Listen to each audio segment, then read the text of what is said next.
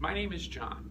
I'm new to the JDRF family, and in keeping with one of my family's traditions, I would like to read to you our favorite new Christmas story. 'Twas the night before Christmas when all through the house, not a CGM was beeping, not even on my spouse.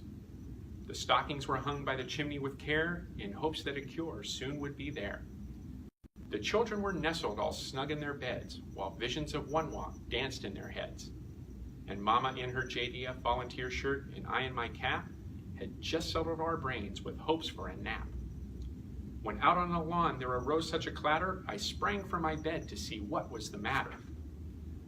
Away to the window I ran like a whip, tore open the curtains and found a test strip.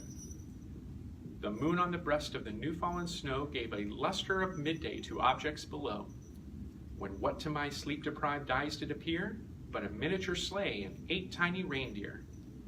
With a lively teddy with patches on the surface, I knew in a moment it must be Rufus. More rapid than a hypo, his coursers they came, and he tweeted and snapped while he called them by name.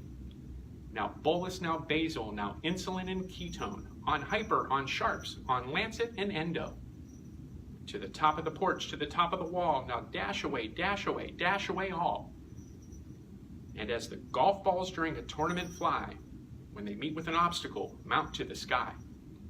So up to the housetop the coursers they flew with a sleigh full of toys, and Rufus too. And then in a twinkling I heard on the roof the prancing and pawing of each little hoof. As I drew in my head and was turning around, down the chimney Rufus came with a bound.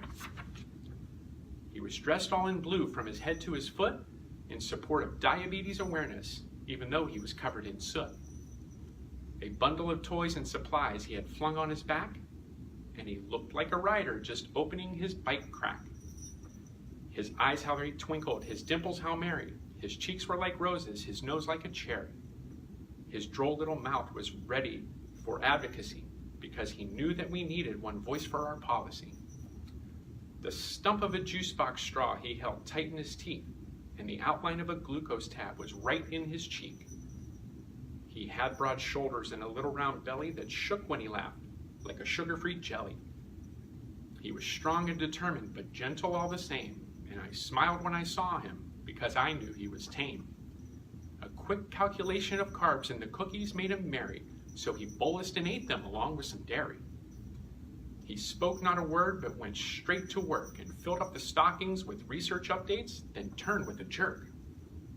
And laying his paw on the side of his nose, and giving a nod up the chimney he rose. He sprang to his sleigh, to his team gave a whistle, and away they all flew because it wasn't a hassle. But I heard him exclaim as he strapped on his helmet, "Merry Christmas to all, I'll see you at the summit." From my family to yours, Merry Christmas.